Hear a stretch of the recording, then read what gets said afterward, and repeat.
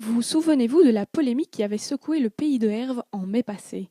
La bergerie des Aris à Dizon et la fromagerie Munich à Bâtisse s'étaient vues retirer de nombreux fromages pour cause de listeria, une bactérie jugée dangereuse pour une partie de la population. Pour les producteurs et leurs sympathisants, l'AFSCA s'en prenait particulièrement aux petits artisans, mettant ainsi à mal la production locale. Fâché, Jean-Claude Noël en avait même arrêté sa production. Mais depuis quelques mois, deux jeunes femmes ont repris son activité. Elles ont un peu la même histoire, on écoute ça. J'ai rencontré Jean-Claude sur un marché Je suis allée au marché à Botrange. et donc lui m'a dit moi je fais du fromage et si ça te dit d'apprendre à faire du fromage tu peux venir chez moi donc voilà, la porte est ouverte. Que je l'ai accosté, je lui ai demandé si... Enfin, il m'a proposé de venir ici. J'ai débarqué le lundi après et du coup je suis plus repartie. Et je suis venue un lundi et puis je suis venue tous les lundis depuis 2 ans, un peu plus de 2 ans maintenant.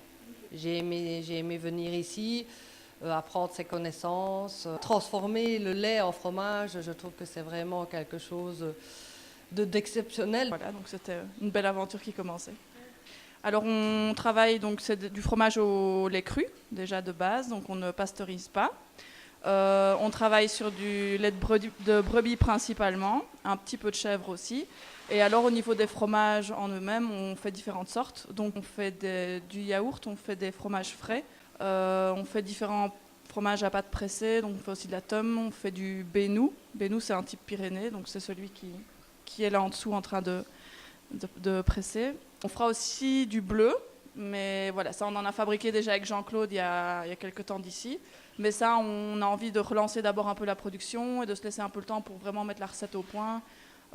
Et donc faire ça tranquillement pour pas faire de bêtises. Parce que ça demande aussi de pouvoir le mettre à l'écart dans une cave séparée.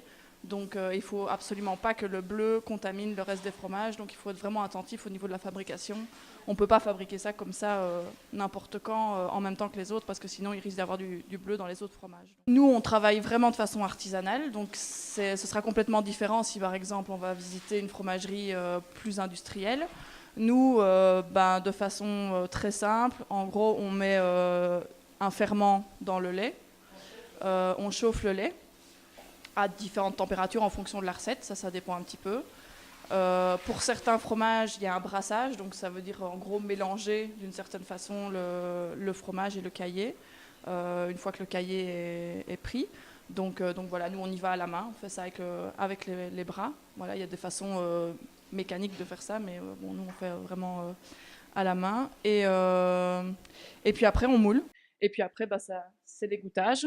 Et l'égouttage, pareil, en fonction du fromage, ça égoutte plus ou moins de temps. Et après ça, le fromage passe en cave ou pour les frais, en chambre froide.